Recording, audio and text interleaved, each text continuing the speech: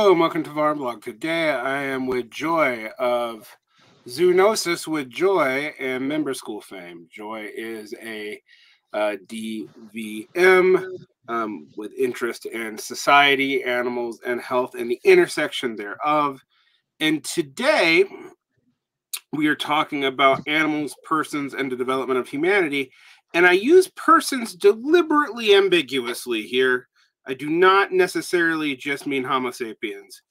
And we're going to get into why through the course of this discussion. And, there are a couple of animals that I find very fascinating in their development with us weird monkeys. Well, apes. We don't have tails, so we're not technically monkeys. But before my weird Linnaean fans get me in the show in the conversation. And that is, dogs, cats, interesting. Domestic food animals, including ones that I don't think we should eat, like pigs. And because they're too smart. Although really that's my bias against eating smart things is probably ableism. But and horses. So, and I think horses are an interesting way into this discussion about, human society, human evolution. I'm going to put that in quotation marks, and whatnot, because a whole lot of human development happens around horses. And right after you did a class on this very topic for member school, I remember there was a joke in the Barbie movie that I thought was unintentionally hilarious about, patriarchy not being about horses. And I was like, oh, but Ken, it really is about horses. So we'll kind of start with horses. We won't stay there, but why is understanding humans' relationship to the horse so illuminating to what people are? I think that's a great question. Horses are really an important kind of pivotal animal in the human-animal bond. And with horses, they are an animal that is a projection of power, but they can also be used for a lot of different things, and they give a lot of options. And it's the optionality of the horse that allows it to have so many roles and adopt so many different pathways in societies. So speaking vaguely there, but more specifically, if you think about horses, what do? Horses are large animals, so they can be, and they're able to convert low energy plant matter, grass, into muscle. And that conversion is done through hindgut fermentation. With that fermentation, it allows them to build quite a bit of bulk. And a lot of societies have eaten horses as meat. They have used horses for their milk. A lot of the societies drink horse milk quite frequently. They use the horse's hide, that kind of thing. Those are kind of our, when we think about primary products, the things that you have to kill an animal for. The secondary products for the horse really make it one of the most versatile animals and one of the keystone animals for understanding power and power dynamics, basically. The horse, people have been riding horses probably for at least 5,000 years, if not longer. And the horse allows an unparalleled degree of mobility. So with the horse, what you can do is you can actually attack a group of people or launch attacks and then get away quickly. In fact, getting away quickly, that's the challenge, right? So, if you're on foot, you're only as fast as you can run, basically, loaded up with gear and whatever stuff, booty you stole, basically. But with the horse, you can get in, get out, and strike quickly and take what you want and leave, basically. And it's that mobility that allows people to project power over distance and cover distance probably fastest that was possible before the invention of the steam locomotive. With that horsepower, people built enormous empires. They spanned continents. They were able to deliver messages and keep empires running. We think about the, Imperial China, for instance, had quite a large mail system where they had post offices all along the roads of the empire, and horses would travel along these roads with messages and goods, and it allowed for the functioning of that empire. The other aspect with horses and power dynamics is, of course, slavery. Horses are one of the main animals that enable human slavery and enable the continuance of that, basically. Horses are, people mounted on horses have been used to capture and monitor slaves for thousands of years. We have evidence of that dating back to the Assyrians. We have evidence of that with the, the Yamnaya and the Indo-Europeans. One of the major slave trade routes in Sahara was a horse slave trade. So people from West Africa were traded for horses from the Maghreb. And there was a bilateral flow that went between West Africa and the Maghreb for about 400 years or so. And horses, of course, were also used in New World slavery. A lot of the horses that were used in Jamaica and Guyana came from places like Rhode Island, where we get a lot of those ambling horse breeds.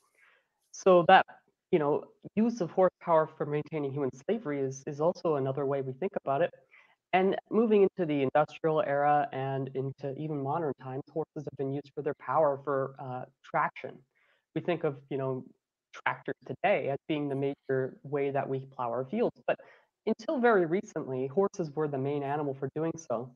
And the use of horses to maintain this allowed for the building up of European horsemanship, basically. They had all these plowed fields that needed horses and needed strong-legged horses for doing that. And a process of selective breeding over hundreds and hundreds of years developed larger and larger breeds of horses for that very specific function. Now, it wasn't only until very recently that the horses, lost their military and agricultural and industrial roles. They still maintain quite a lot of power symbolically. Horses cost millions of dollars at some of the high-end competitions. And horse trading is still a focal point for a lot of human relations today, and it holds tremendous symbolic value. And that symbolic value is nothing to shake a stick at either. I mean, we think about someone standing on horseback and, the statues that have been taken down in the American South and other parts of America with the white man on the horse being used as a symbol of racial terror. So horses have a very important role in projecting power and for maintaining a lot of these relationships in the imperial core.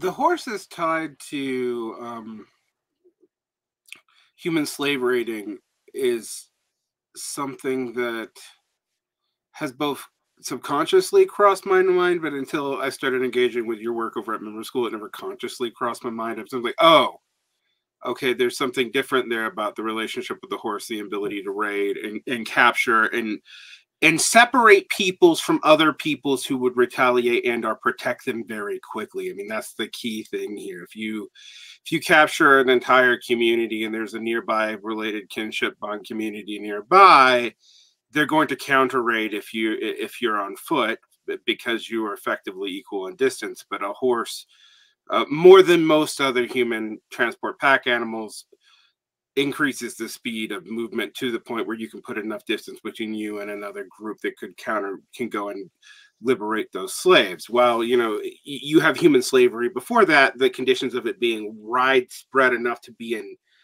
industry and not a kind of byproduct of tribal warfare is sort of unique to horse period invaders, and that makes stuff like early Indo-Europeans and their horse cult all of a sudden starts to make sense, right? It's but it's also interesting what you mention about horses and domestication in general, because one thing that has occurred to me is like horse milk was probably at least contiguous with development of humans' use of bovine or other milk, maybe probably before it, because if you look at where the development of the human ability to like process lactose comes from, it does seem to come from horse areas more than say cow areas. And for those of you who don't, what I mean, if it, like, you know, cows are all over the place, but we lactose intolerance is pretty common in North Africa, where there's still a bunch of cows, whereas like it does seem like Indo-Europeans and other Asian steppe peoples develop the ability to process milk fairly early. And by that, I don't just mean like literally biologically, they develop the ability to process milk fairly early. Although it is interesting to think about horses as food, not because that doesn't make sense, they can bulk up and they're fairly lean meat, but it is interesting today that I think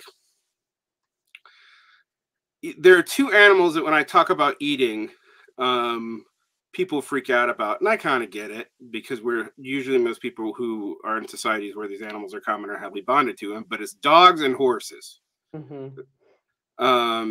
People I've had friends of mine freak out about horse meat, and I'm just like, but horses are, I mean, they're not that different from cows. Like, just putting it out there. So, and dogs aren't that different from pigs. So, do you think that has to do with power associations or long histories of domestication? Why has there been? It's not that people there's plenty of cultures still eat horse meat, but it does seem to be in Western culture kind of frowned upon in ways that aren't entirely just rational. I think that's a good question.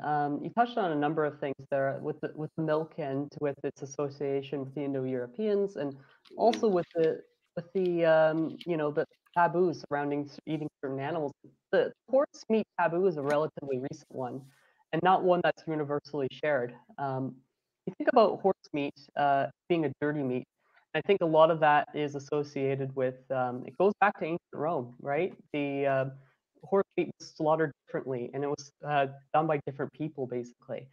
Butchers would butcher cattle and pigs and other animals that were considered meat animals. And in ancient Rome, the meat knapper was the person who usually did it. And it was usually considered one of the lowest kind of rungs on the socioeconomic ladder. You know, the person who napped the meat was basically just processing carcasses on the side of the road so that he can make a quick buck with, these old stringy horses.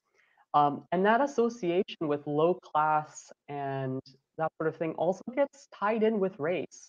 There's quite a bit. There's an emerging literature on the subject that suggests that eating horse meat is associated, with chattel slavery in the New World. Um, the if you think about it, horses were used for the slave plantations, so sugar plantations and for the cotton plantations. They were often worked to death. One of the papers I was reading put the average lifespan of a horse on one of these plantations at something like 3 years or so. The mortality rates were absolutely high. Part of the reason is that these horses were just simply worked to death, and when they dropped and when they died, their meat became food for the slaves working on these plantations. And so it obtained quite a negative bias and associated with race that way.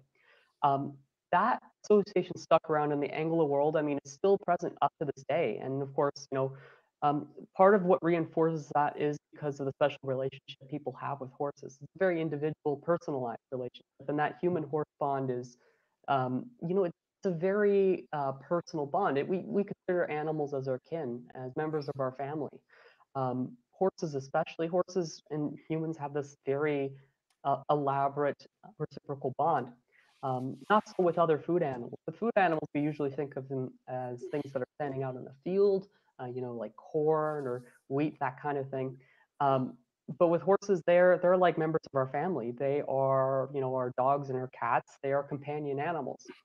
In France, the association with horse meat was overturned. The negative associations, I should say, by social reformers in the 19th century. They were very adamant that getting people to eat horse meat was one of the cures for, to make people look, stop looking down on the poor and that sort of thing.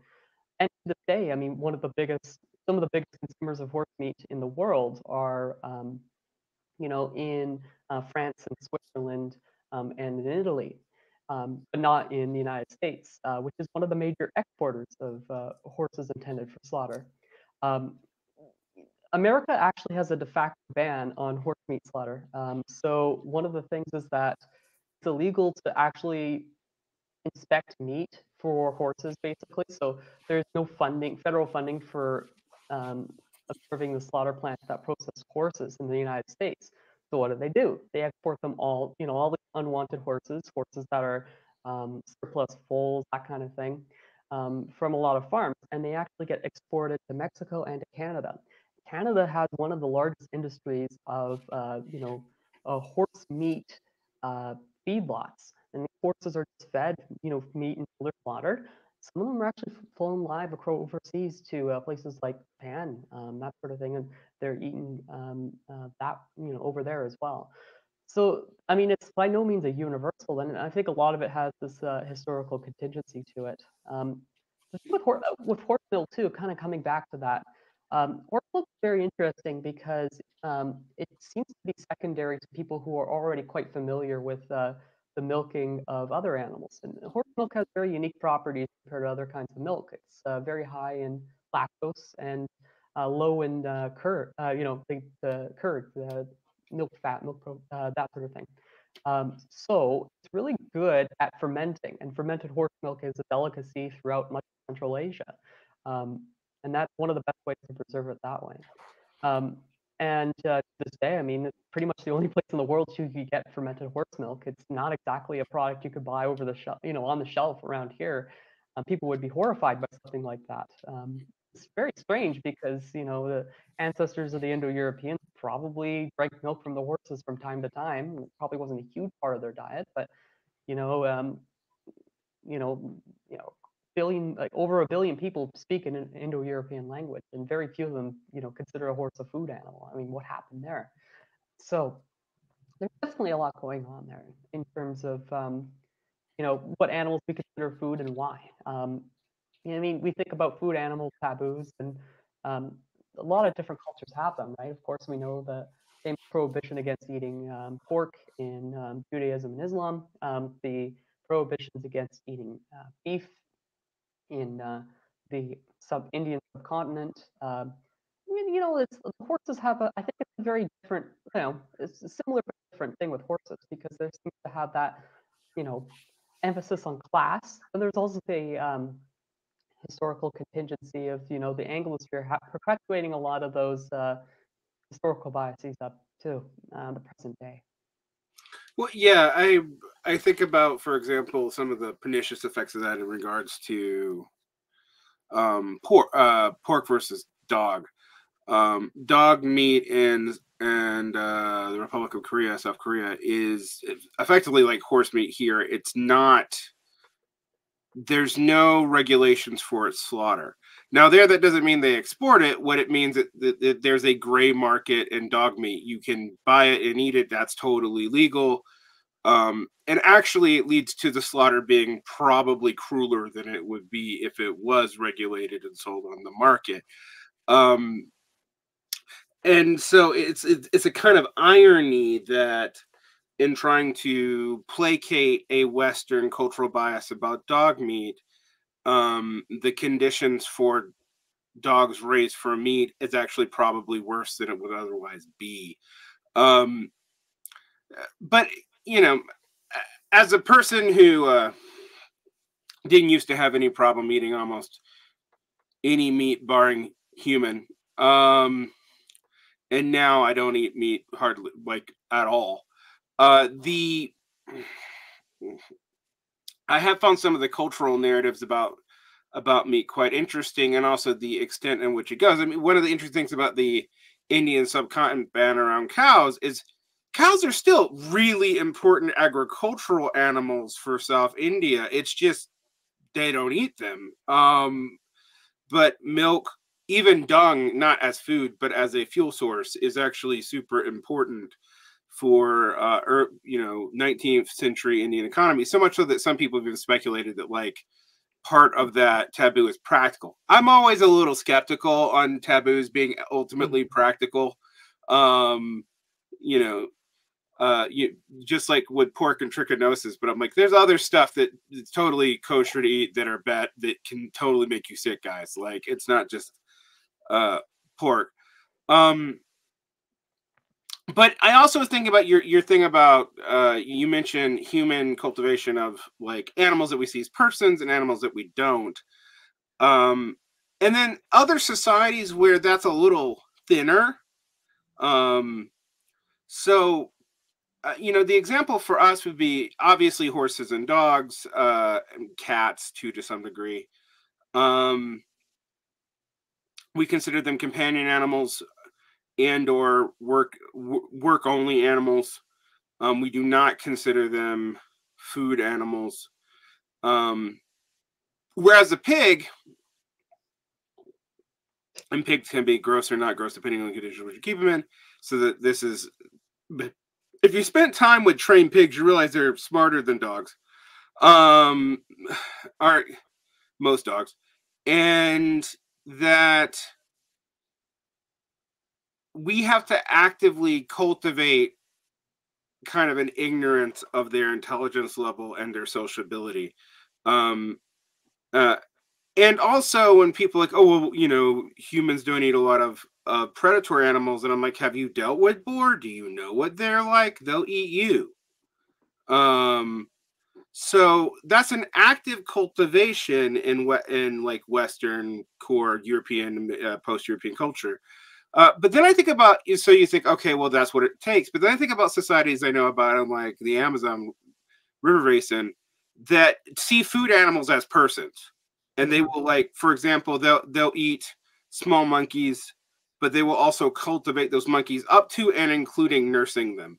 Mm-hmm. And the relationship there is not that you are that you dehumanize or depersonify the animal to eat it. It's just an understanding that like these are members of our communities, but they're members of communities that we also eventually eat. Um, which I think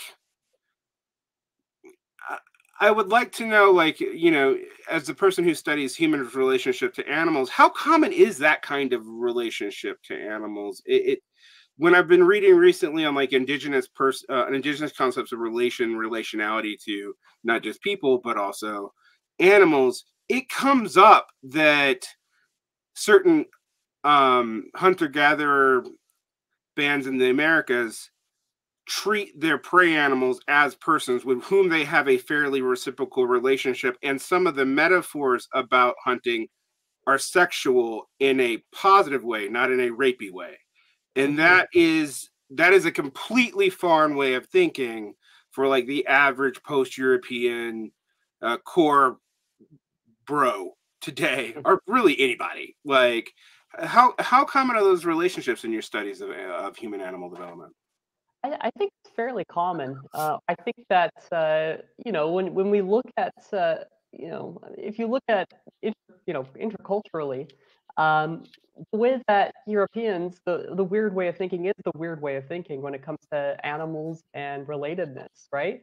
Um, and I think there's definitely a trajectory there that can be explained partly by the way that Europeans view the mind and view animal minds in particular, and it kind of goes back to this Cartesian idea, right? This idea, Descartes in Discourses on the Method is looking at talking about how blood is circulating in the body, and he says, well, okay, blood circulates in the body because the heart pumps it around, and it goes in and out like the tides. Kind of mystified by the whole process. He doesn't really understand it, but it kind of freaks him out to a point where he says, well, wait a minute, this is all just like plot and gear work basically. Where's the soul? And this whole thing, you look at the way that animals move, he says, well, they probably, they don't have a soul, like, so they don't really think, they don't have a thinking mind basically. And there's of course, a large reaction to this in a lot of the European intellectual thought comes to, well, maybe animals do have a thinking mind, maybe they do have a soul. This is what Thomas Huxley asks when he's looking at a dead frog and zapping it with electricity. And he says, well, wait a minute, does a frog have a soul? Um, And by the end of the 19th century, you get people like Ernst Haeckel. His whole idea was that, yeah, no, animals do have souls. Souls are the mind and the processes of the cells, and they're mortal. They're born, they live, they die. They have a life cycle, and consciousness is a form. It's a process of the soul, basically. And so this idea of the soul in the animal, I think, is part of the reason why people are so uncomfortable in the Western world with the eating of animals, because we view the mind as a sacred thing. And the way that thinking is done by animals is functionally no different than how we do it. The discoveries that Darwin made and subsequent scientists confirmed that, animals, by and large, I mean, they're all related to humanity. They all share a distinct kinship with us. And that idea of distinct kinship and the fact that all of our neurology is homologous, all of these different things, the brain, the sensory organs, they all share a common homology with the other animals, basically. Um, so the way that animals think and feel, the ability to sensate discomfort and displeasure is very similar to ours. And that raises some very uncomfortable questions and thoughts, right? The idea of can they feel pain? And the universal answer is yeah, they can totally feel pain. And then this becomes, where things like, Peter Singer and all those, they spin out from there, basically. But other people's very different ways of thinking about this problem, right? You mentioned South America, and the Amazon, right? Like there's this book, what is it, Consuming Grief. They talk about the wari and the funerary cannibalism. They eat the bodies of their ancestors, the people who pass away. And their idea is that the soul goes to the afterlife and becomes the pigs that they eat, from day in and day out. And the act of the funerary cannibalism is kind of a symbolic representation that they're entering the food system again. They're entering the food chain, and their bodies have returned to the earth, basically, and returned to the people, and they're feeding them that way. The idea that people, when the idea that we're uncomfortable with animals, we have to keep a distance and a veil of ignorance so that we can protect ourselves from the very horrific reality of, the fact that these are thinking and feeling beings that we're eating and killing and breeding in large numbers for various purposes, laboratory stuff and studies, that sort of thing, is very uncomfortable. The way that you deal with that is you basically say, yeah, they're my family, and yeah, I do feed on them because that's how we survive. This is the give and trade, the trade-off, basically. I'm not saying it's good or bad, but that's just the way it is for a lot of people, right? Like the way that people, their horses. There's a very, there's a deep kinship there, and there is that kind of, pragmatic relationship. The horse will serve us. Then when its time has come, the horse will then be dinner, basically. It's eventually there's going to have to be some, coming back from that, basically. So yeah, I think there is quite a bit of divergence in the way that Western people think about meat and the way they think about animals. And I think it comes back to this idea of mind and consciousness. And one thing I like to do is if I'm reading a book and they're talking about consciousness, you could just kind of, Control F, replace it with soul, and see how much is different there. See if it actually changes the meaning of what's being said in the text. I find that often people use the word consciousness in this very loosey-goosey sense when they're really just talking about souls, and they're talking about who has a soul and who doesn't. And animals, it's kind of an open question because, again, now that we know we're all related to the animals in the world, that's become a big theological problem for pretty much everyone living in the Western world. Yeah. Yeah, that's an interesting point. I've recently gotten somewhat frustrated with some eco-socialists, believe it or not, because they kept repeating stuff from Marx on humans being unique because of our division of labor, that we're the only animals that do that, which is if you don't have a clear, like if you can't rely on like in-soul consciousness anymore, Descartes, you have to come up with another way of maintaining the distinction, even if you're an eco-socialist. And I just kept saying when I was reading this, you're just accepting that because Marx and Engels say it, because there's no, anyone who's ever looked at primate studies knows that primates have division of labor. I don't know what you're on. You even see division of labor amongst like social birds. I mean, like it's not. Insect. Yeah. Yeah. Well, yeah, and social biology. I mean, like the social biologists maybe take the wrong lesson from this, but yes, like you definitely see it in bees, ants, and any social insects, and it's sort of like that's not what makes us human, and then when you start really getting into what's the distinction between a human and like say most other great apes or prior hominid species, you get into some real messiness when you look at it other than anything other than well, we're human because we are. Have a nice day. Bye.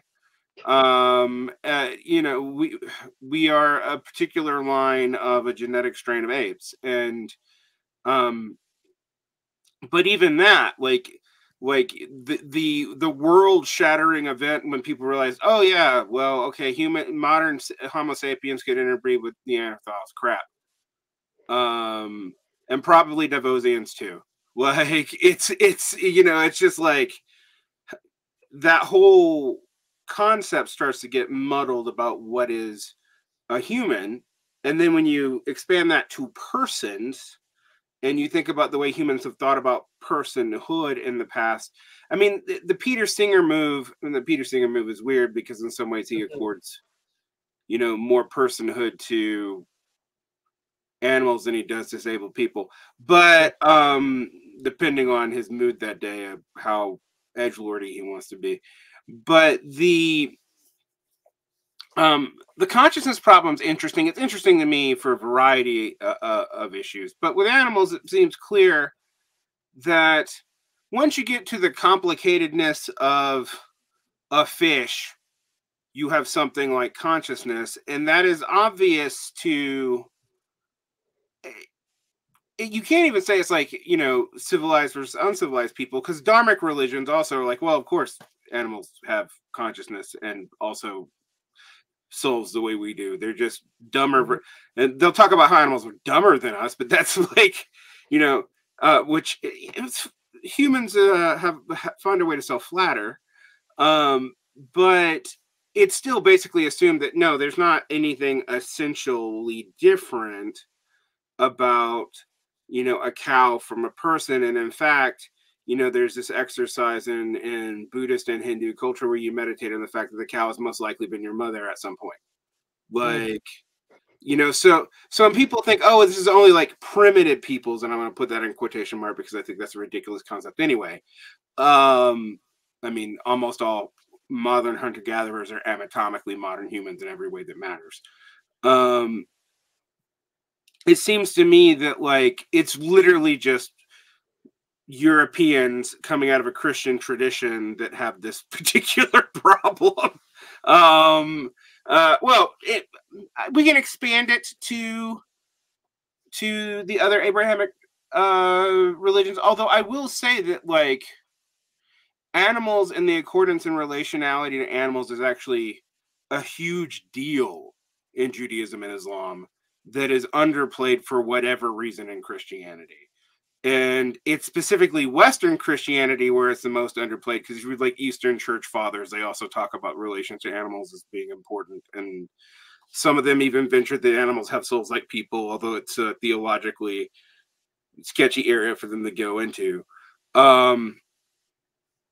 And I find that very interesting to think about when you think about, okay, well, how could we have this factory farming system? One of the things I always talk about when I think about meat is, while I do have a certain Buddhist bias against killing things that we're not killing in self-defense, I also do think like, well, I also know that, for example, if I know what I'm doing as a hunter,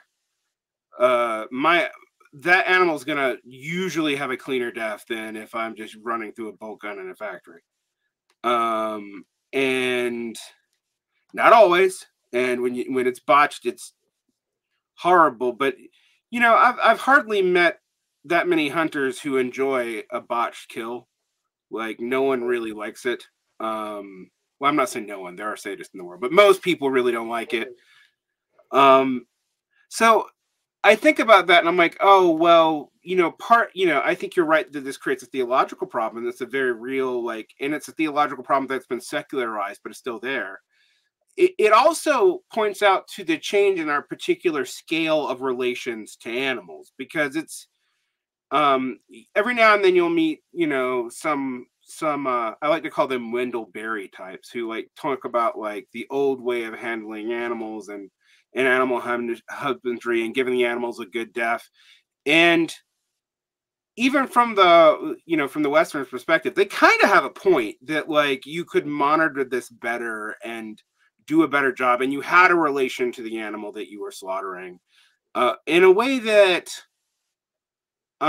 modern Americans and Europeans just tend to not have. They have no idea of animal slaughtering processes, or field dressing an animal, or having to get up into the guts of an animal, or anything like that. Mm-hmm.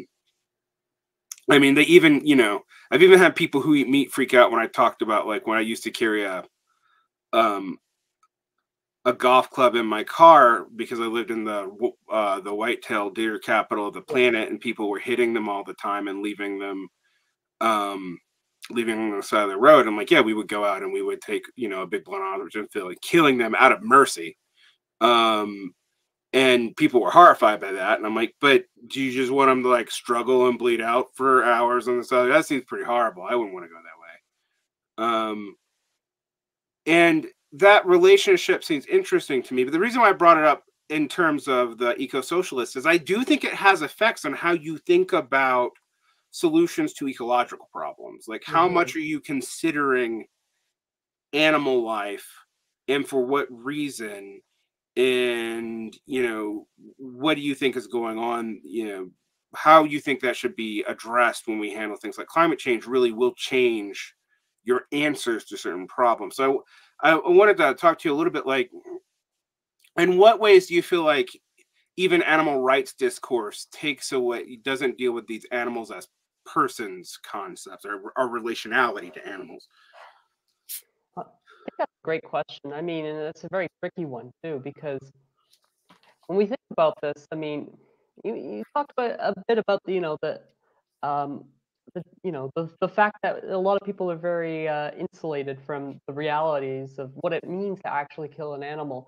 Um, and having done so myself, it's not a pleasant thing, and I don't think anyone would say it was, except if they were extreme sadist.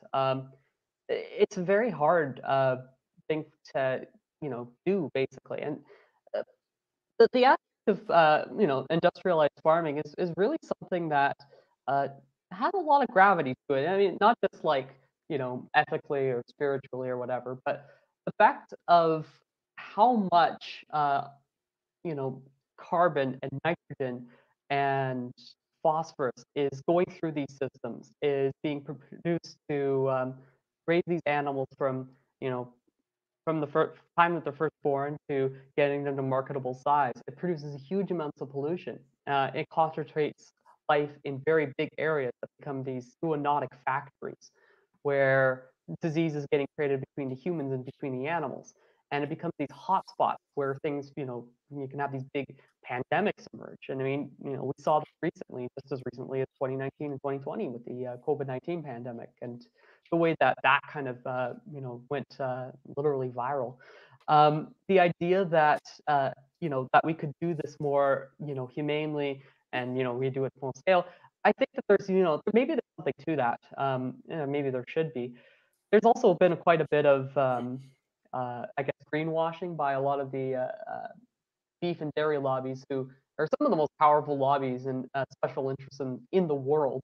They control quite a lot of the politics and that sort of thing around climate change and around policies around agriculture. Um, they will lobby aggressively for maintaining subsidies and for getting special protections and looser regulations. And that really changes the face of how things are done. It's a model that grew up out of the colonization of the American West, largely, and the Canadian West as well. The areas that were denuded of bison and were, settled and colonized by peoples arriving that were taken from indigenous peoples were, quickly turned into cattle pasture. They were enclosed with large amounts of barbed wire, and all of those fields were either tilled for producing feed for these animals or grazed for the animals before they finished. And this system of intense farming of cattle, would produce these feedlots where they get to a marketable size, and then they would go to the slaughterhouse. I mean, the first original big slaughterhouse center in North America was Chicago. We had all these cattle and all these large animals being shipped towards Chicago, where they would be slaughtered in large numbers to the point where some of the rivers and streams in Chicago you could walk across with the amount of animal tallow and byproducts that were floating around in it. Uh, Refrigeration allowed that meat to be shipped off to the four corners of the American Empire and even overseas. The leather, of course, went to baking for factory machines and for other consumer goods, that sort of thing, quite readily. So that concentration of it basically, when you think about it, what it's doing is you're basically taking all of the sunshine that cultivates you know, the grass and the wheat and the soy that goes towards feeding these animals. You're concentrating that and you're taking it from the soil and from the sun, and you're using it to feed these animals, which are going to other places and are being, they're all that carbon and all that nitrogen and all that phosphorus is going somewhere else, and it's being going downstream and it ends up in the ocean. So you get all this like fertilizer waste. It's a massive extraction, a massive move of macronutrients across the food web in ways that have never been seen before in nature. And it has escalated to the point where it's threatening the stability of life on planet Earth. I mean, along with the burning of fossil fuels, part of which is done to produce fertilizer for these food crops or for moving the tractors or for taking care of the animals themselves. So I think a lot of that concentration, a lot of that movement, it's quite alarming, and it does require that degree of separation and insulation for this to go on. People have to be ignorant because otherwise it wouldn't exist, really. But this leads to, I talk about, for example, semi-relocalizing food production a lot.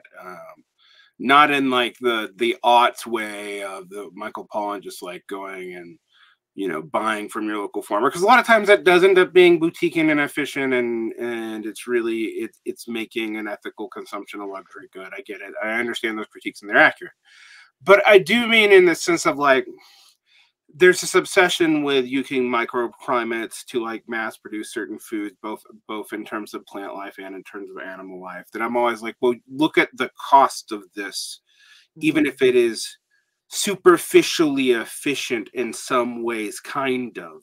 Almost always that efficiency comes in downstream effects that you don't see. And you mentioned, this the amount of waste that goes into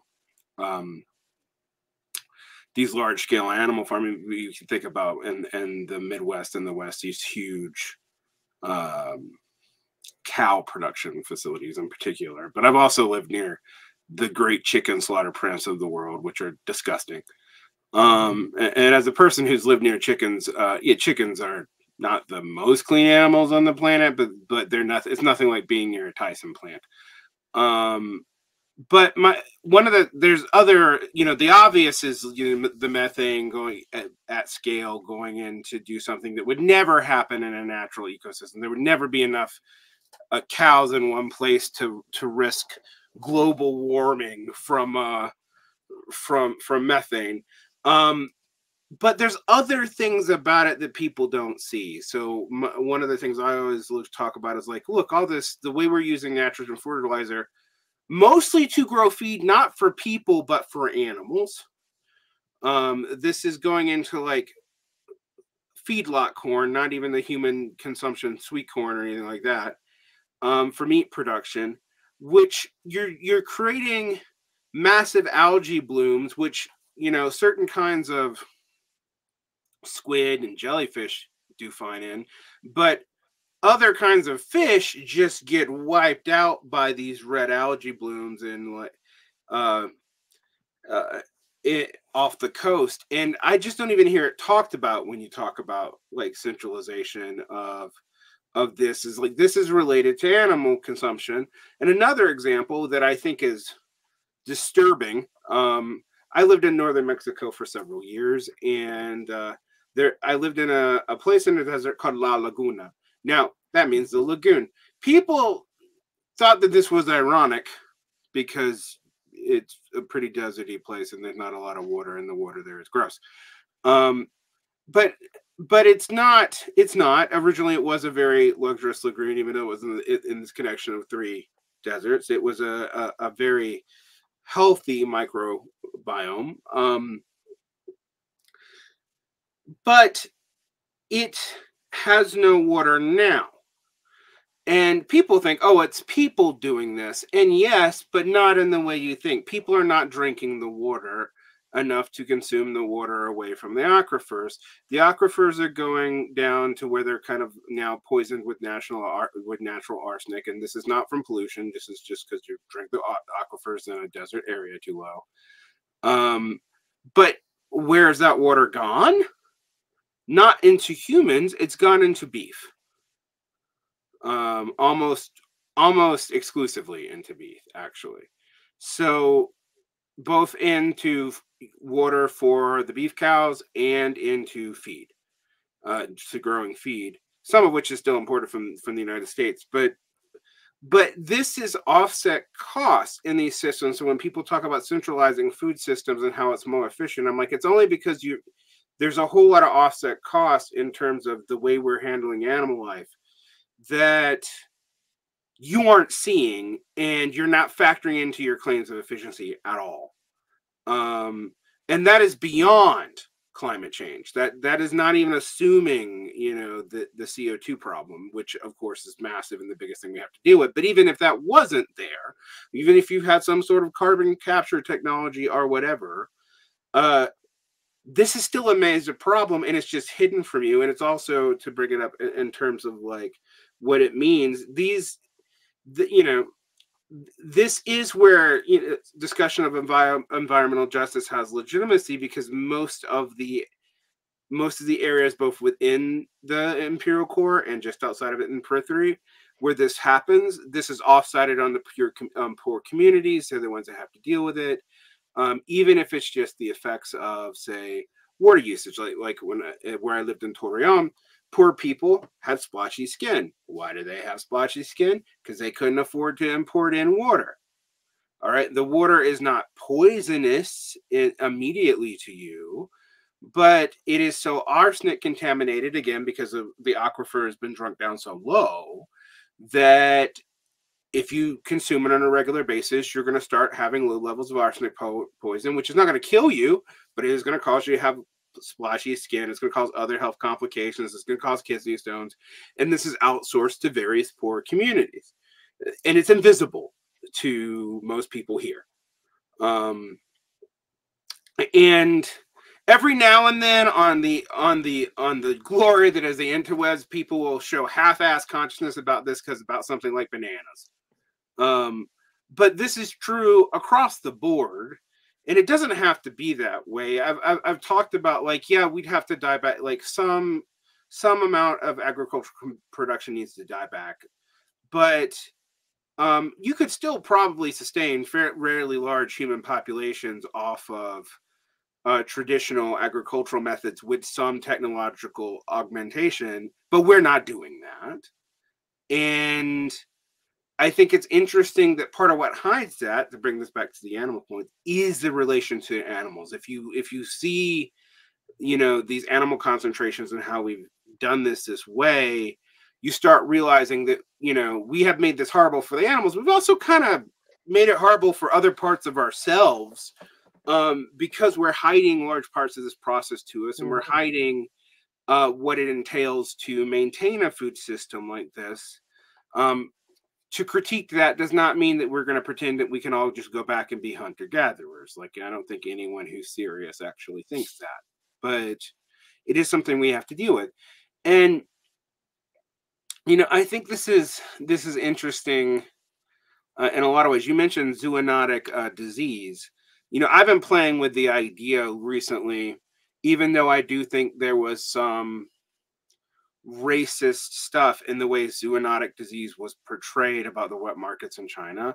And I do think there is a small possibility that gain of function research played into development of COVID. I do not discount that as a possibility, but I don't think it's particularly likely. I do think, like most prior COVID and flus that have developed, they come from usually an animal that's relatively closely contagious to humans, like, I don't know, pigs.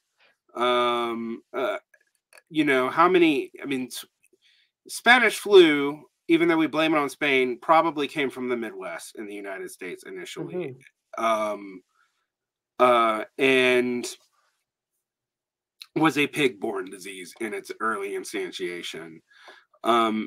So I play with the idea sometimes that the reason why a lot of people really want to believe in gain of function research leading to this is because that's easier to deal with than the idea that, like, our meat consumption habits are actually dangerous to us in a real way, because we are falling down in our relations to animals. And I don't mean this in a like facile Peter, we can all become vegans tomorrow way, because I don't think that. Like, even though I choose not to eat meat, I don't think it would be very hard to ethically run a meat-free world, or excuse me, meat-free maybe, but like an animal product-free world would be very difficult to do without other um cost to animals in the long run. I think I do think we had, like, vinyl shoes versus leather shoes. And its cost to animals is actually not an easy question at all. So I mean, I bring this all, I guess, as a way of kind of tying this in um, to your points about studying our relation to animals really does tell you a lot about how we live ourselves. And right now, we do seem particularly disjointed about it. One of my big things I point out to vegan activists and stuff, and this is not a gotcha to them. I'm more or less kind of on their side, but it's just like, well, veganism's increased dramatically, but it's been increasing dramatically directly in correlation to an increase in meat consumption worldwide. Yeah. So I don't know, maybe more traditional ways of handling meat would lead to a sharper decline in meat consumption than trying to convince everyone to be a vegan. So good luck on that. I wanted to ask you though. I want to talk a little bit about dogs, maybe as another way of getting into our strange relationship to animals.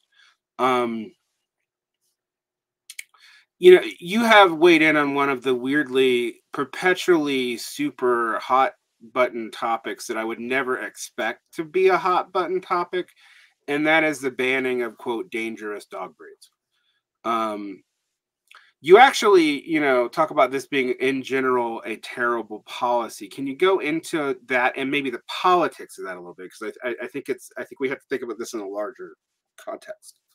It's an interesting topic. I mean, yeah, there's a lot of this. I mean, one of the more recent cases, and the UK's had a number of laws on the books for years about this, but is the XL bullies, which isn't a real breed. It's just kind of a thing that kind of people made up. But XL bully ban basically in the UK after a number of dog attacks. Basically, dog attacks do happen. People live with dogs, and very rarely do people train their dogs to the extent where they are, completely bulletproof. And then there's no such thing as a bulletproof dog. Any dog can get scared and snap and bite and that sort of thing. But you'll get a large dog that can definitely cause a lot of damage. A lot of these breed-related bans, of course, getting into the actual nitty-gritty of do they work, the fact is that no, they don't really, because they don't reduce the frequency of dog attacks or the severity necessarily. When you target a specific breed, you're only eliminating one sort of conformation, which may not be an actual genetic subset of aggression or anything. From list of all the different possible dogs that can bite a person, basically. There's a lot of this pseudo eugenic stuff going on when it comes to dogs and the way that people associate certain, shapes of dog skulls with certain behaviors. They've actually done studies about fear aggression in pit bulls and other dog breeds and dangerous banned dog breeds compared to golden retrievers, which are famous for being friendly and affable. And they found that there was no significant difference between any of the breeds, basically. Golden retrievers are just as likely as any other type of dog breed to have fear-based aggression and to bite people out of fear. Um, Golden retrievers are not small dogs; they're quite large dogs, and they can do quite a bit of damage. So it's something that when a dog does bite, it can cause significant damage. Um, a lot of this stuff too. I mean, you look at the actual numbers of it. The most common dog breeds are the ones that are most likely to cause injuries to people and the most likely to actually lead to fatal injuries. So there's a lot of it's just basically people live in close proximity to dogs, and dogs can do things out of fear that they wouldn't normally do. And people get injured, specifically children and specifically people who are disabled and elderly people as well. Um, when we look into the history of these breed-related bans, it actually ties back to the increasing police presence in primarily Black communities in the United States. There's been some arguments put forward, and I think they're fairly convincing, that the increased specific dog breed bans were very specific to kinds of dogs that people, Black Americans would own. Pit bulls being one of them. Pit bulls are, you live in a poor neighborhood where the police aren't going to come when you call them, where there's a lot of crime. You get a big dog. You get a big dog to protect your house, basically. And so these dogs were, trained to be attack dogs or guard dogs, and people get bitten and injured, that sort of thing. And this created kind of a moral panic about the inner city and fear of crime and that sort of thing. Um, there's been an argument too that banning of specific breeds is a kind of a de facto housing ban, basically, as well for racial segregated housing. Because as soon as those laws started getting lifted in the United States, you get these breed-related bans coming in. So the person across from you, that house goes, across the street, that house goes up for sale. If they own a specific dog breed and the community rules that they can't own it, then they can't move into that house. So there's a way that the animal is being used to enforce racial segregation. So not necessarily canine racism, but it's racism being used through canines, basically. Um, and when we look at dog attacks, the most severe dog attacks, the ones that cause most likely to cause injury, are from trained dogs, like police use. Police dog attacks can be quite severe. There's not like any database of this sort of thing because, of course, most police departments work independently of each other. They don't exactly want to post statistics about the number of dog injuries that are caused by them. But a lot of the police dogs that they use are these German shepherds that are trained to go specifically for the limbs, to apprehend criminals, and they hold their mouth in place basically until the police arrest them. And it can cause quite severe injuries, basically, that way. Most dog bites that people get from their dog at home are going to be on their hands or on the fingers. Very rarely is it a dog that's going to unprovoked bite somebody, basically. I like to say that anything with a mouth is capable of biting. And I treat that with respect because, even a dog that's wagging its tail, that may be showing signs that it's friendly, there's always an outside chance that you could do something that spooks them, or they could get scared and they could do something that they wouldn't normally do. I work with a number of dogs that are dangerous, or have a potential to kind of have these moments of fear aggression, basically. When we think of aggression, we commonly think of mean or evil or negative qualities, but aggression is really just fear. When a dog is growling and its ears are back and its hackles are raised and it tries to fight, it's doing something that out of fear, basically. And so there's this negative connotation with aggression and with bites, that necessarily that this means that the dog is bad and not properly trained, but maybe the dog's just afraid, and it's got trauma or something like that. And there is quite a bit of evidence to suggest that dogs can get traumatic, post-traumatic stress disorder, or the canine equivalent of it, basically. It's one of the model organisms out to the people for that sort of thing, because animals learn associations, and when they form negative associations, it can trigger these stress-related sort of things. So I think that these breed-related bans Not only are they, of course, bad policy in terms of do they actually prevent dog bites, but they're motivated by a lot of these underlying factors. And I think, I did mention eugenics. The breeding of it actually is related to eugenics. The people, who started dog breeds in the late 19th, early 20th centuries were eugenicists. They were working with eugenic societies in America and in Europe and in Canada as well. They were informing these people. They were, sitting on their councils, and they were discussing how do we breed better people using technology that we developed for breeding dogs and breeding dogs for an ideal conformation.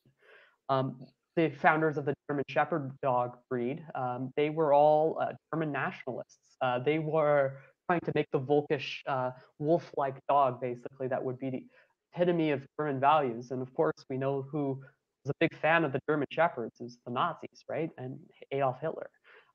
So this emphasis on dog breeding and breeding for specific conformations, and this idea that conformation equals behavior. There's a lot of pseudoscience around it, and there's a long, ugly history of there's a long history of racism baked in there, I think, as well.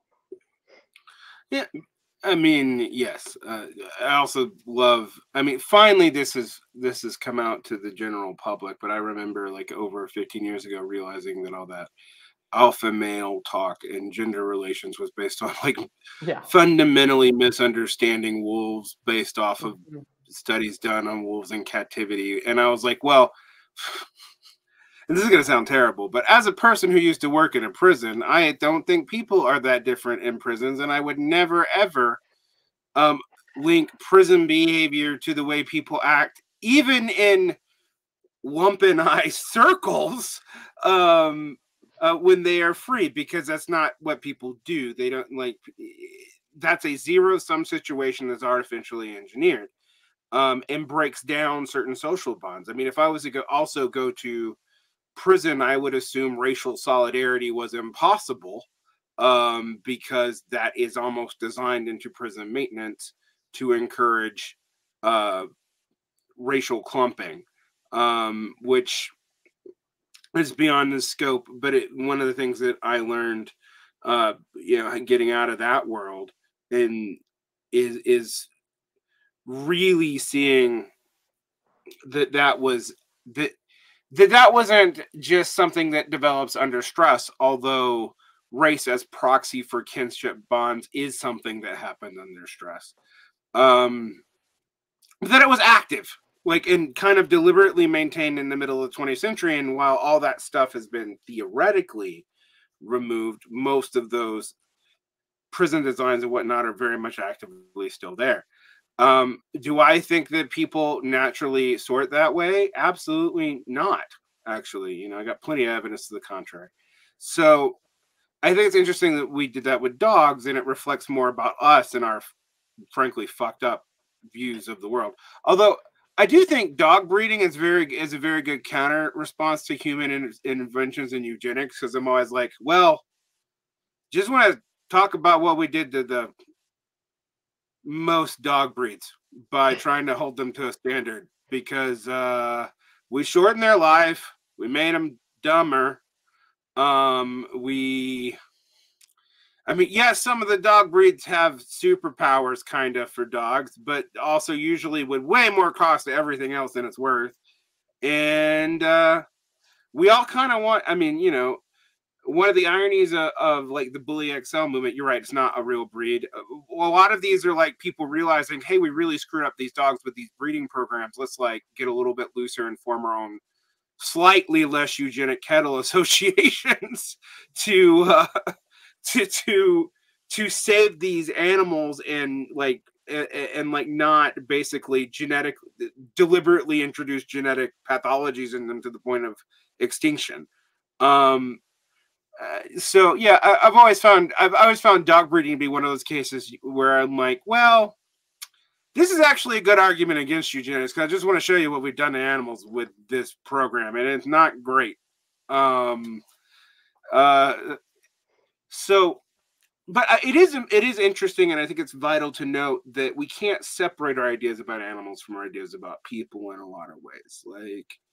Like it is very important that like the kennel clubs of the world do come out of the same time when we are beginning to become obsessed with scientific racism, in a way that has no scientific validity. Although, terrifyingly, one of the things I recently discovered was I looked at the anthropology they teach forensics, forensic cops, and I was shocked that it was like mostly 19th century race science that almost even the most biologically reductionist anthropologists no longer think is valid.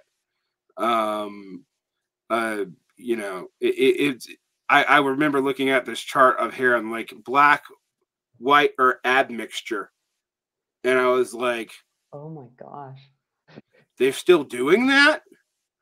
Because you know, I also just out of morbid curiosity modeled my own hair, and I'm like, well, I'm an admixture, whatever the hell that means. So so yeah, you still see this stuff, and a lot of times we assume it's gone away. And sometimes, I mean, I hate to say it, sometimes it's just like, hey, a lot of these agencies are really cheap and they just haven't updated their material since like 1965. But some of it is, you know, a lot of these agencies have stuff that's been long since discredited and still maintained. And I also think there's a good point about police dogs, because German Shepherds, when I was a kid, if I was afraid of a breed, and I don't want to breed demonize, I've known plenty of lovely German Shepherds in my life. But if I was going to be afraid of a dog, it wasn't a pit bull, it was a German Shepherd. Or a shepherd dog in general, because they tend to, like, if you keep them as a pet and you don't give them proper socialization and exercise, they get anxious, and if that combined with fear, they're bitey. And German Shepherds, if you mistrain them, are trained bitey in a way that's dangerous to people. They're trained to be dangerous to people. You have to be very careful with them. In the shift to, oh my God, the pit bulls are going to eat your baby, which I'm sure has happened once. I mean, I'm not going to say like it's never happened. I haven't seen it confirmed, but I'm sure that if I really looked, I could find a story. Animals do weird stuff. I mean, you know, every now and then a deer will eat meat. It'll really confuse you. That's another thing. That's another thing about what people assume that animal behavior is like always static and they don't have any weird deviations or any choices. And I'm like, have you spent a lot of time with animals? They do weird stuff, and it's not all just instinctual. Like, every now and then you'll see, like I said, you'll see a deer like eat a bird, and you're just like, that's not supposed to happen. Like, you know, or you know, hippos that just decide to kill you because apparently in nature, every now and then a vegetarian animal is a real asshole. I actually do kind of laugh from, like, you know, the animals that kill humans the most tend to actually not be predators. Hippos, a lot of people die by cow. Because cow's a big ass animal that can both gore and or kick you to death. And you know, part of me is like, you can't blame them. We eat enough of them. Like it's kind of fair. So it is interesting to think about that. When we think about what we can learn about human politics, it really is important to study animal relations in this regard. And I also think it tells us a lot about what people are, you know, in our symbiotic relations with animals. This is like my like and now I'm going to switch to my argument against PETA, because there I was like, well, humans shouldn't exploit animals, and I'm just like, I don't know what a human animal, even if we were all vegetarians, would do if we didn't live in concert in ways that you would recognize as exploiting animals, which is not a moral argument. I'm not making a naturalistic fallacy here, but it just seems to me like a weird demand, particularly when it gets to stuff like for example, dairy. dairy in the United States is a horrible industry, and I have to really reevaluate my morality every time I eat cheese, even though I love it. At the same time, there is a way in which, like, it doesn't have to be a horrible industry. We don't it does not actually have to be this way. We have chosen for it to be god awful in the way that it is. And we've done it basically for commodity production reasons. Like you don't have to treat, and most family cows were not treated this way in the past, but now we have evidence of like birthing trauma because we're keeping milk cows constantly pregnant and then depriving them of their children, and that's horrible. But I don't know that like every like we would have to run cheese farms that way. Like I always think about like goat dairy, or bring up the aforementioned horse dairy, which I think is, you're right that probably part of why that it's not super popular worldwide is it's not cheesable, and fermented vaguely alcoholic milk is something that's a big sell to not just Westerners, but a whole lot of the world. Having said that, I've actually had fermented horse milk, and it's pretty good. Oh. It's weird, but but it's weird because I'm a weird white guy from the United States who like has not experienced a lot of that sort of thing. I think it's something we have to think about when we talk about both how we're going to handle the climate crisis. It will involve a change of relationship with animals. I highly doubt you're going to actually convince the world to totally give up any use of animal products. And like I said, when I think about like vinyl shoes, I'm not even sure that it would be good to do so in all cases. Like even, maybe it's not wise in every single instantiation. But I do think one of the things I really think about is like, how can we inculcate people to think of not just the animals that are obvious, like let's say great apes, horses, and dogs, maybe a few other animals, elephants and dolphins, things that people know are smart and are mammalian and thus look like us. But think about relationships to animals in general, because human survival is largely predicated on the survival of most of these animal species. And when we talk about this in radical politics, I feel like this is often just left out, or it's given the PETA version of the world, just I don't think is going to happen. Mm-hmm. What's your response to that? Yeah. So that's a really good point. Start off with like the PETA thing and the vegan movement, and the vegetarian movement. I mean, think about like Peter Singer with his book Animal Liberation. Of course, the basis of it is this idea of utilitarianism, or this idea that we should minimize the amount of pain and suffering in the world, sure, and maximize the amount of pleasure and that sort of thing. The other move that he makes is that we should have equal consideration for every single living thing, basically. Every single animal that's capable of feeling pleasure and pain, and every single person that has, pleasure and pain. And I mean, that's a noble idea, of course, but I don't necessarily feel that way about everyone in the world, let alone every single animal.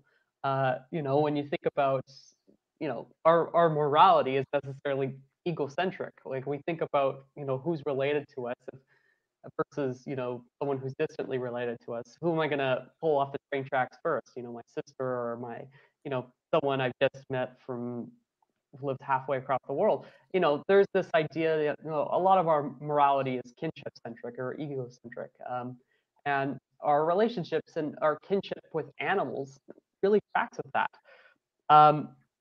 When we see, things that are really hard to anthropomorphize, even things that are, intelligent animals or animals that have the ability to do remarkable things, that have very complex behaviors, and that we just simply do not recognize. I mean, octopus is probably one of the, kind of the most common example that's cited here, right? So cephalopods, they have this very large nervous system They have very complex behaviors.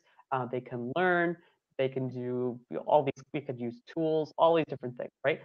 But people don't treat them like they treat, dogs, cats. Like they treat them like you would an oyster or a clam. Like they've got, people eat them live. People, will boil them. They will kill them. That sort of thing. People don't recognize the fact that animals have these abilities. Um, if we did have the sort of kinship or connection with the outside world, with the animal world, maybe things would be a bit different. But of course, you can't have equal kinship with everything because then it would be nothing, right? So we need to have this ability to recognize that, yes, the natural world is part of our own and we live in it. We can't ignore the reality of living in the world. Otherwise, we're going to run to a point where, there's no more world left, where we don't have any sort of biological diversity, and the carbon cycle and the nitrogen cycle are falling apart, and the world becomes unlivable.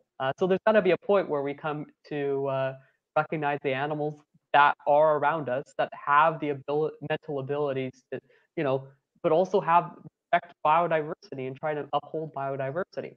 Process of domestication and the bringing of animals into human relationships is a very selective one, right? It only selects for animals that are already at a point where they are, um, amendable to that kind of interaction, that want that kind of interaction. If you had to pick the difference between a wolf and a dog, the real difference is that dogs want to be with people. They like this, they have an ability to socialize with people where wolves don't. Wolves, are afraid of people for a large part. They will actually avoid people. They will seek areas where there are very few people around, and they will, hunt and be self-sufficient. Versus dogs, dogs will actively seek out people, and they will, seek out human foods, and they will try to form human bonds with, with us basically. Um, and this domestication, this drive is a filter. It's a biodiversity filter, basically. When we, now that human civilization has gone to basically every single point on the planet, uh, it's drawing all the animals in that can be domesticated, which is a very few number. I mean, only a few dozen animals have ever been domesticated successfully. And everything else is just kind of pushed to the sidelines in very, very increasingly small pockets of wilderness where we have, you know, um, wildlife parks and, national parks, that kind of thing. These increasingly fragmented, landlocked little patches of wilderness areas, basically, and that leads to a huge loss of biodiversity. It also leads to a alienation with the world around us, and it leads, it's causing a world where we're no longer able to, capture the amount of, capture carbon and cycle nitrogen properly, and that's leading to all sorts of different things. Also, when we have all these, we start breaking down the frontier and we go into the areas where these wild animals are, that exposes, of course, our domestic animals and us to these zoonotic diseases. And I brought it up before, but you think about, we mentioned earlier with the influenza, and chickens, I think, are a great example because you get something like, migratory birds.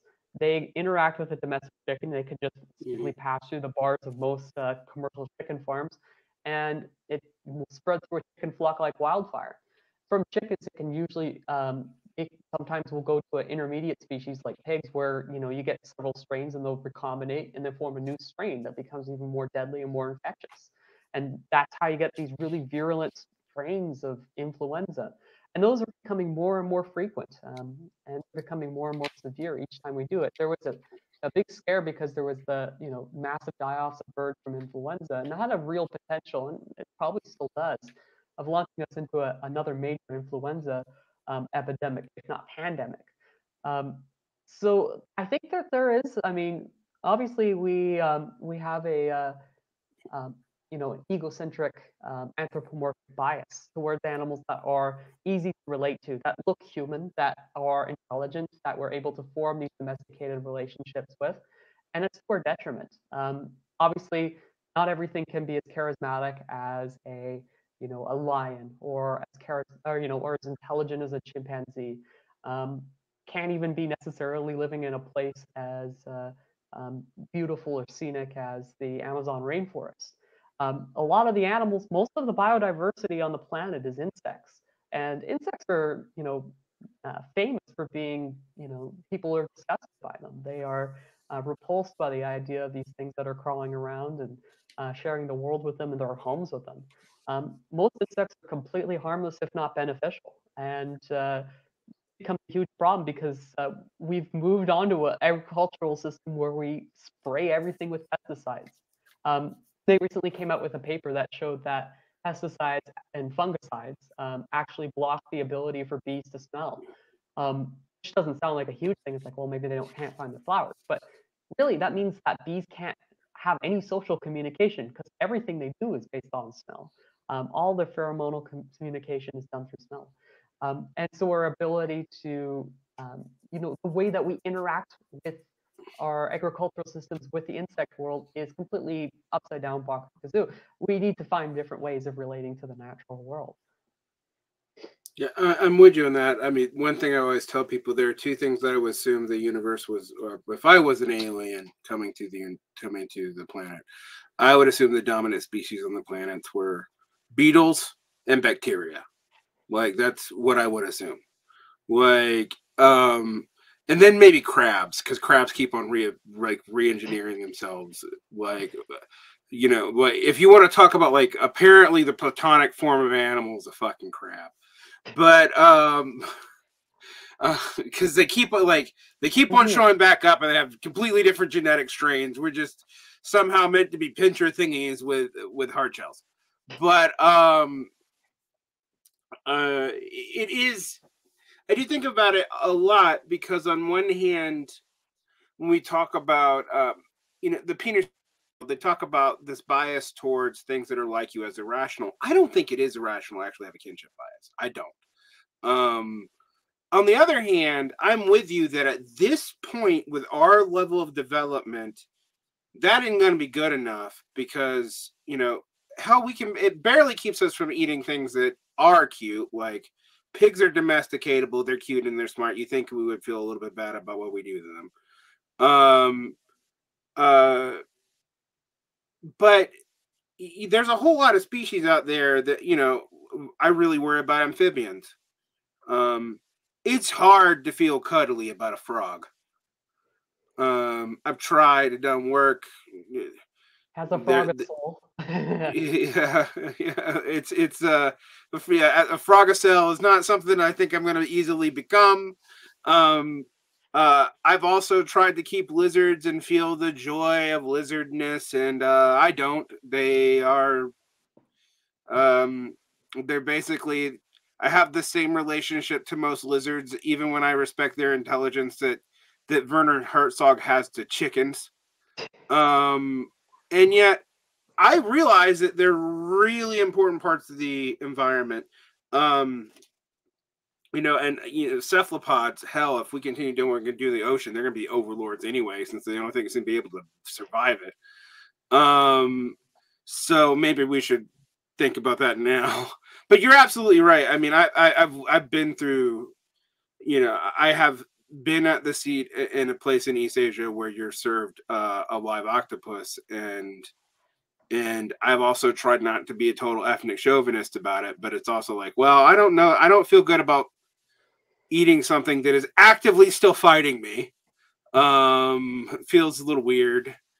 So I do think we really have to rethink about this. And I think it's something that, as we go forward in politics, I do think maybe thinking about this as relations with things that we need to have around, even though they're ugly.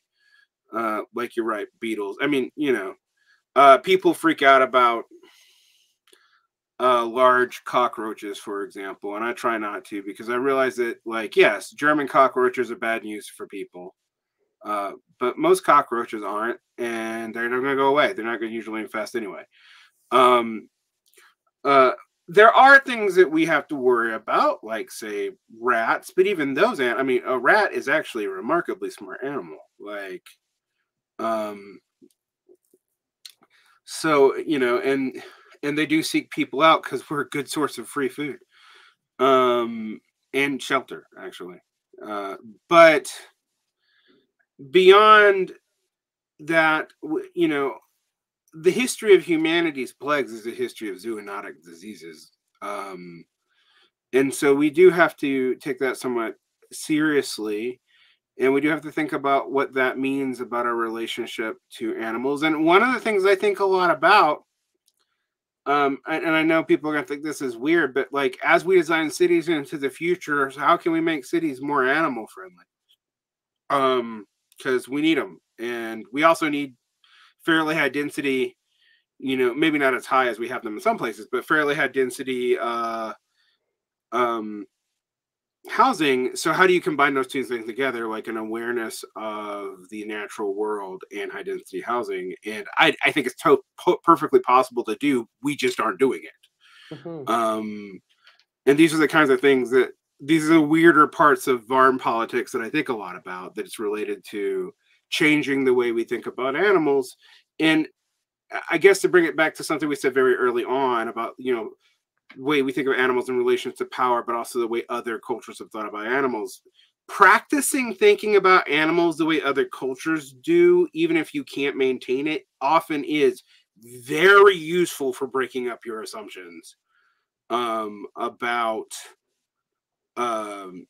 what we're currently doing, or like even like how we're designing agriculture. Do we have to do even large scale farming this way? Like, and stuff like that. Like, I don't want everyone to have to be a farmer. I don't think it would be efficient, but like the current way we're doing farming to me is unviable. One of the ways to think about that is to change your way of thinking about our relationship with animals, and you'll start thinking about these other knock-on effects. And if you're going to have large-scale farming, how do you deal with that? I do think it's a matter of orientation, and I think weirdly the places where you see it the most is in primate studies and people who work in animal medicine, because you guys deal with animals all the time and thus realize that a lot of us are fooling ourselves about how different they are from us. Um, and and cultural anthropologists, because they end up doing a whole lot of like, well, why do other people think about animals in this fundamentally different way? And then you realize, one of my big realizations as I was reading Marshall Sarlin's book, and he just pointed out, Westerners think that like it's a shock that we are like animals, and like that civilization is holding our animality back. And he's like, well, most cultures don't see that big of a difference between people and animals, but also it's not that culture is holding the animal back. It's like culture is what makes us human, but also uh the assumption is that animals are persons just like we are not just like we are, but on a spectrum of relationality to us. And it does seem to me that that attitude may help us get past certain problems that we're currently having right now, that where we're just doing crazy things involving real animal life in ways that it's detrimental to ourselves. Yeah. I mean, mhm. yeah, like it's funny that you mentioned lizards. I actually have lizards. I'm a reptile keeper, I guess.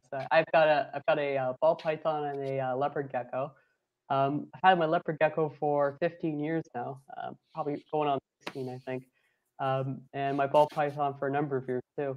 It's one of those things where, like having, we thinking about the way that we interact with animals, or the way that um, helps us to really understand how we, interact with each other as well. I mean, um, understanding that surface appearances aren't everything, and that, you have to kind of get through your initial, um, once you get over the initial biases, maybe you can get to a place where you can understand things a little bit better that way.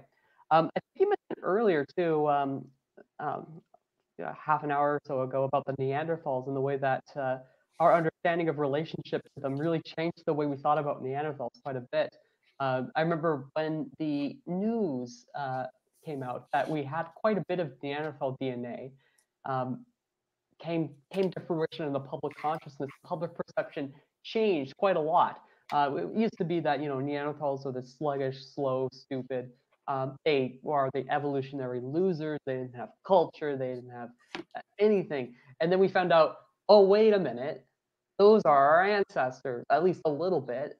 And we said, well, oh, then maybe they weren't so bad. Like maybe there's something else going on there.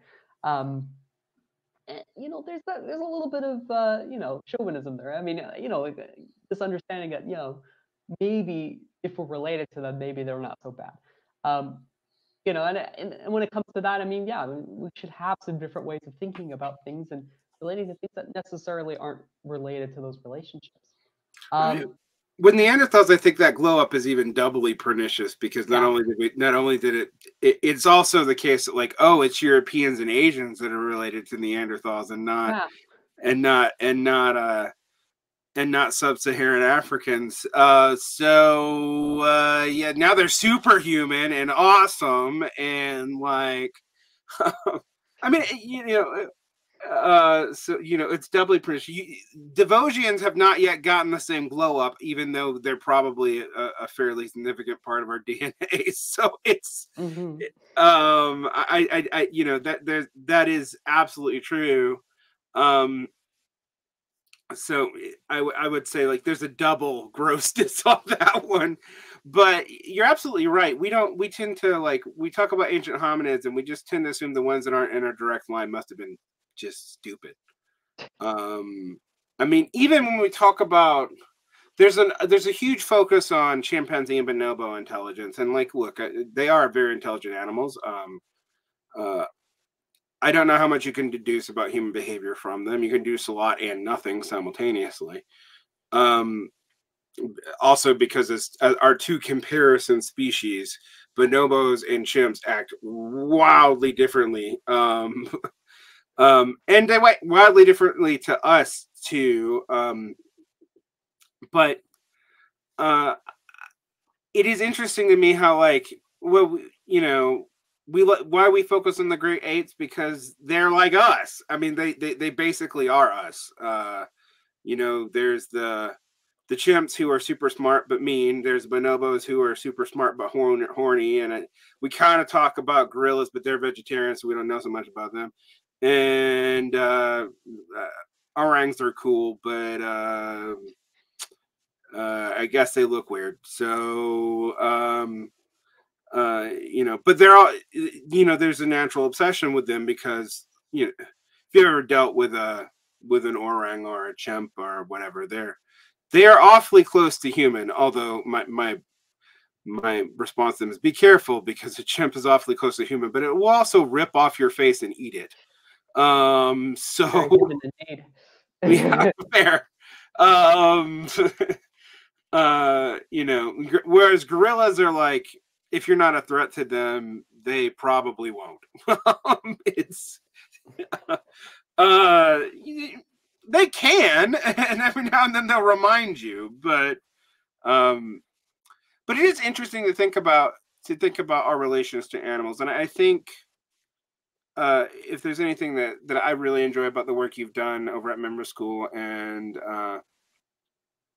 I am now going to be exploring your Zoonosis YouTube channel. You have an interesting video on the Danish mink culling in its relation to COVID that I didn't even know about, so I'm going to be plumbing those depths. But it is interesting to think about how much that relation to animals tells us about human beings. And I do think if we're bracketing that out of our political discussions, we are leaving out a crucial thing about being human, and about our relationship to animals, because I don't think we survive long in a world without biodiversity, personally. I mean, I might be wrong about that, but I also don't want to find out. So, and we're awfully close to being in that world. Yeah, and it's interesting you brought up the chimps and bonobos, right? Like, and the great apes. I mean, it wasn't until the 1950s and 60s when the Leakey started, digging up Australopithecines in Africa, that it confirmed Darwin's suspicion that humans came from Africa, that we came from these chimpanzees and ape and bonobos, or were closer related to those. The alternative explanation was that we came from Southeast Asia, or some lost continent of Lemuria. That was like Wallace and Haeckel were both into that because it evolved. It sidestepped the problem of, hey, maybe we're from Africa. This idea Yeah, I was that gonna say Ingalls picked up on Lemuria too because Hegel believed in it. But anyway, back to the that gets dropped in our discussions of that. The thing that's very different from humans and the other great apes is our relationships with other animals, right? Like, we don't see chimpanzees going around domesticating dogs or wolves. We see them, going into, sharpening sticks with their teeth and jabbing bush babies with them. That's their relationship with other animals, or fishing termites, that kind of thing. But humans are a kind of animal that will actively seek out relationships with other animals, and I think that's other species of animal, and I think that's a very interesting phenomenon, right? Like, even before agriculture, even before plant agriculture, the first domestication was with humans and dogs, right? Like, this, and one of the first videos I posted on my channel was about this, right? The I like to bring it up often because it's actually a very interesting example. It's the bone. So the site is Bone Oberkassel, is in Germany, and one of the very first domesticated dogs was found there. It was a puppy, about 8 months old, and it had evidence of a very serious disease called canine distemper. Distemper comes from canine distemper virus, which is a morbillivirus. And what it does is it basically causes neurological signs, respiratory issues. It causes problems with the development of teeth. And this fossil shows evidence of like its enamel was not properly developed. It has really severe periodontal disease, has evidence of arthritis in multiple joints. This was an 8-month-old dog, and it had probably lived with this disease for several weeks to months before it died. At which time it probably was having frequent seizures, it probably wasn't able to feed itself and needed to be cleaned. And so that would have required intensive human care. So this kind of domestication and this dog, it wasn't a useful utilitarian relationship. It was more than that. It was more of a kind of a symbolic or emotional connection that these people had with this animal. And you see quite a lot of these examples, of course, in the human record, in the archaeological record. There's I discussed this in the horse course, but there was a find in Greece from I believe it was from the Iron Age, and it was a horse that had evidence of a leg fracture in one of its metatarsals. Now, you think about a horse breaking its leg. I mean, your thought goes to humane euthanasia is usually indicated, if not surgery. In some cases. This horse had a completely shattered like metatarsal, where there's a huge amount of weight on the back leg.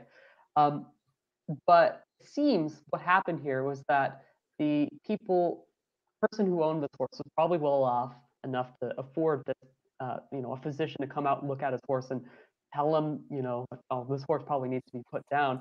And they said, no, take care of this horse. They casted this horse, and it shows evidence of healing. So this horse was able to bear weight on its leg. It wasn't able to do any work throughout the rest of its life, no doubt, because it would have been, like lame at a walk. So, and there's also evidence of that this horse was also fed fish oil. They're using some fish oil as like as a supplement, presumably, which is kind of similar to how we treat arthritis today in a lot of our animals. But the point is basically humans form these relationships with animals, and they're not always utilitarian. A lot of the ancient record shows that people were forming relationships with animals that were emotional, like kinship. And this is really different than what the other great apes are doing. You look at chimpanzees and bonobos; they're not doing these kind of things, and certainly not the orangutans either. So that's something that really does make us human, ironically enough. Yeah. Well, this is interesting. One of the theories I have about this, and this is me I'm taking off my scientifically responsible and leftist hat and putting on my crack barely trained in anthropology hat. it does seem to me that there's a similar relationship there between human kinship extension. So, for example, uh, a female chimpanzee is very unlikely to let anyone else hold that baby, because while there is adoption behavior in chimpanzees, I don't want to make it sound like they will take care of all great apes will take care of other great apes kids, but there's a much higher likelihood that a chimp adult just eats that baby for lipids. Now, I'm not saying humans don't occasionally eat other human babies, because there's evidence that we do, but it is very rare for humans to eat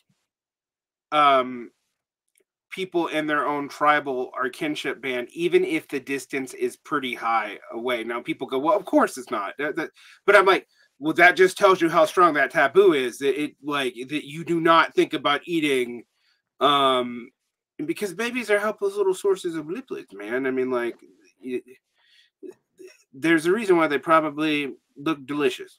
But there's also we have evolved, and I always put evolved in quotation marks. I believe in evolution, people, but I get a little weary when we start over attributing stuff to direct genetics. To not do that, and there are certain biological things that are triggered in humans from pheromones that tamp down on our predation and behavior. But I find it interesting because this also seems to extend somewhat to our relationship to animals. Because I really can't. Yes, chimpanzees have division of labor. Chimpanzees have tool use, but they aren't domesticating shit. Like they're probably going to eat it. Or gorillas, they're probably going to avoid it. Like,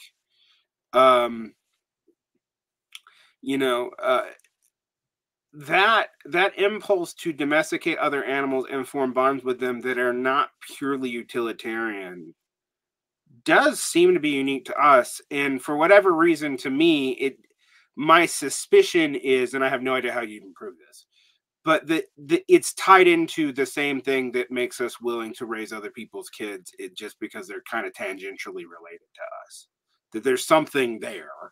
And whenever I think about human beings, I think, one, we're genocidal monsters, but two, we're also not.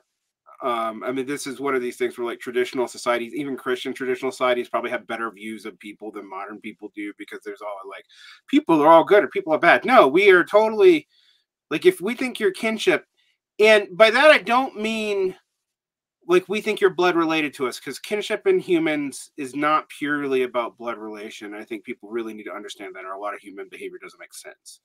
But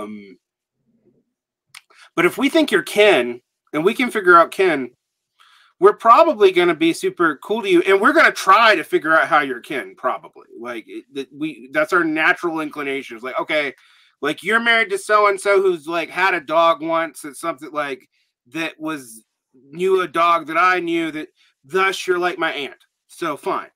That is a kind of bizarro human reasoning that we have, but it is this kind of symbolic extension of kinship that we try to do. But when we don't do it, we tend to get a little bit extermination-y. But that, and I think that really shows up in our relationship to animals, because if we think an animal's kin, we will be irrational about it. Like, and so it is clear that our ability to accord symbolic kinship value to things that are clearly not the same as we are is pretty high. And it's also pretty clear the consequences if we don't do that. So, I do think it's just something to think about when we think about how we talk about our relation to animals. Because I've always thought, like, maybe rights isn't the right way to frame it, to convince people not to be total jerks to animals. Maybe we do have to talk about relationality to different beings and their, like, relative kinship to us or something, because, I don't know that rights does the cut at all. Like, it doesn't seem to have that much effect ultimately. Also, there's some counter, like, animals aren't going to respect your rights. So, but they might respect your relationality to them, because, I mean, clearly, even wild animals will. Like if you have if you are seen as part of their natural flora and fauna, a lot of wild animals will treat you differently than if you're seen as some kind of outside force. I mean, I realize that talking about that is anthropomorphic, but like if you've ever dealt with like deer populations that are used to you versus deer populations that aren't, um, there's a very different way in which deers that are used to you are to people who are not a threat to them act versus ones that are used to, you know, dealing with hunters or whatever. Um, and so it's something, I do think it's something we have to think about. Um, we've been talking for about 2 hours, so I'm going to wrap this up. Joy, thank you so much for coming on. Where can people find your work? You can find it in a couple places. So I have my YouTube channel. That's Zoonosis with Joy, and it's pretty cool. I try to upload every couple of weeks or so. I've been sick for a couple of weeks, but it hasn't been updated. But I talk a lot about some of the things that I talk about here. So I talk about humans, animals, talk about diseases, and really what's striking my fancy that week, basically. I also am at the Mimbres School. I have a course on the archive there, which is available to subscribers. And that one is about horses. So you can learn about the history of horses and how humans have interacted with them. I am doing reading groups through them as well. So I've got a couple of reading groups on the go currently. So I think the next one in January will be about, I think it's Wonderful Life by Stephen Jay Gould. So definitely check that one out. And then I will have some upcoming courses with them in 2025. So we'll have to stay tuned for that. All right, exciting. I won't ask you to spoil what courses that you're going to be offering in 2025, but hopefully people who are interested should check out your discussion with Stephen Jay Gould. I am glad that ultimately Stephen Jay Gould is winning the battle against Richard Dawkins, because for a long time it looked like he wasn't going to, being dead. Yeah. But if I was going to have like people read evolutionary biologists, I was always like, and you know, it's not because I agree with everything Gould said, but it was always like, please read Gould versus Dawkins. Like Dawkins is. We are gonna read Dawkins at some point this year too, but probably a lot less charitably. I haven't read it myself. I'm withholding judgment until I actually read it. But he strikes me as an old British man, so I don't think it's gonna go well. Well, I won't try to bias you too much, but I have always said that Dawkins is proof that not believing in God doesn't make you not an Anglican prig.